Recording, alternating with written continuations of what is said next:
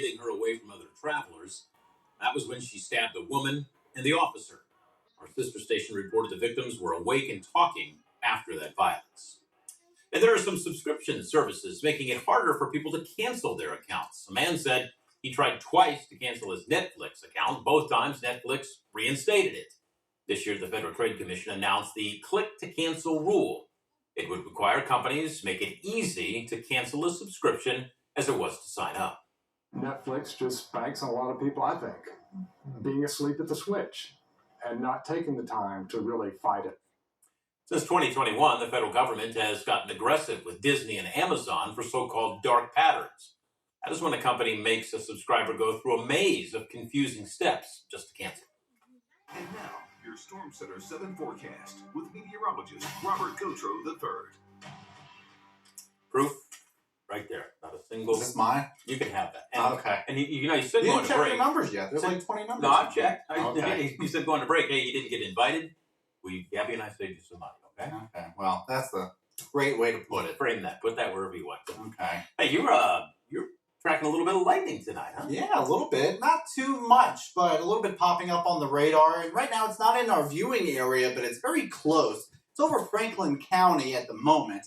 Temperatures right now in the upper 50s. We're going to be milder tonight than where we were this morning. This morning, we dropped down to 39. We're going to barely, if even, get into the 40s tonight. But you can see a few stray showers to the north, but we're looking at this nice little thunderstorm down toward the southwest. It is in Franklin County, Indiana. It's about to cross over into Ohio. Something that you may notice with this is if you look outside, you might be able to see some of the lightning from the storm. I mean, these thunderstorms this far away, as tall as they are, sometimes you can see the flash. And if you don't hear the thunder, that's not heat lightning. Heat lightning's not a real thing.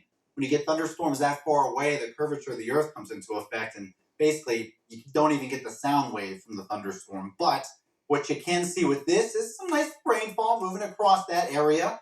As far as the rest of the Miami Valley, things are kind of dry. I mean, here in our southern counties, Butler and Warren and Clinton counties, looks like there's nice little, what they call cells in meteorology. Nice little, I wouldn't quite call them thunderstorms yet, but I wouldn't be surprised if one or two of them cracked a sound of thunder or even saw a flash of lightning. Up to the north, where we did definitely expect a good chance of at least an isolated shower. That's what we're seeing now, although you'll notice, too, it's just outside the viewing area. I mean, it's barely clipping Mercer and Auglaize County, this little shower here. Marion, Ohio, seeing a little bit out that way, but overall, pretty dry here in Dayton and really much of the Miami Valley. And other than that, we really don't expect much in the way of rain even tomorrow. Just an isolated shower in the morning. By the afternoon, things are going to be looking a lot better. Do expect a little bit of cloud cover, though. There's some thicker clouds well off to the southeast across West Virginia, and you do see some clouds here. Now, I wouldn't call it overcast, but you can expect partly to mostly cloudy skies moving into the overnight hours and even into the morning before we clear up a bit by the afternoon. Yellow Springs right now, 51. Bell Fountain's 52. We're all in the 50s pretty much at this point. Brookville's at 56.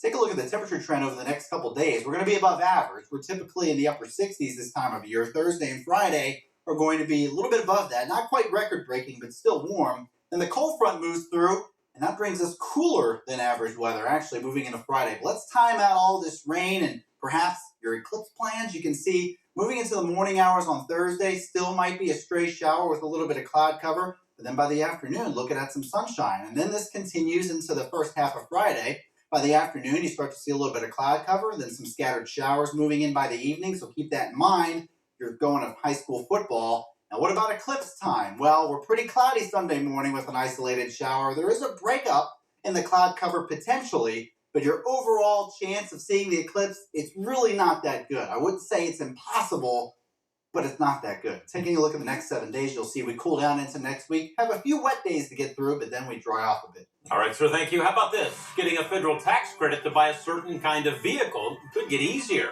We're going to walk you through what those discounts could look like